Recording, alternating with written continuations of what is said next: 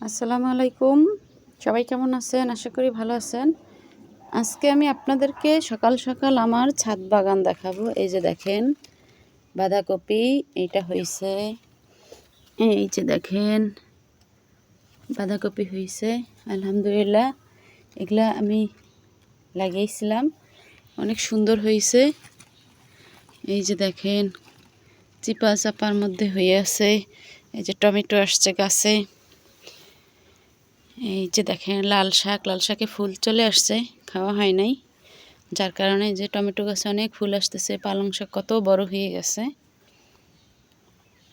মরিচ গাছের ভারে মারাই গেছে। যে বাঁধাকপি আসতেছে ছোট করে। যে টমেটো গাছ পড়ে আছে।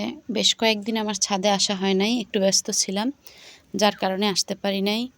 এই যে বাঁধাকপি, এখানে পালং শাক, যে পালং শাক, এখানে আরেকটা আছে ফুলকপি, এটা একদম বাবু ফুলকপি।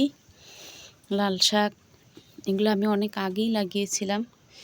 অনেক দিন আসা হয় না ছাদে, আজকে এসে দেখি ছাদের এই পরিস্থিতি। এখন পানি দিতে আসলাম, এসে দেখলাম যে না, অনেক সুন্দর হয়েছে আলহামদুলিল্লাহ, মাশাল্লাহ। অনেকগুলো টমেটো আসতেছে।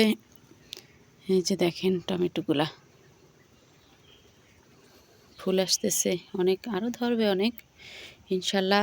যারা যারা খেতে চান তারা চলে আসবেন, যারা আসতে পারেন না তারা সবাই অবশ্যই দোয়া করবেন। আলহামদুলিল্লাহ, ভালো থাকবেন। আসসালামু আলাইকুম।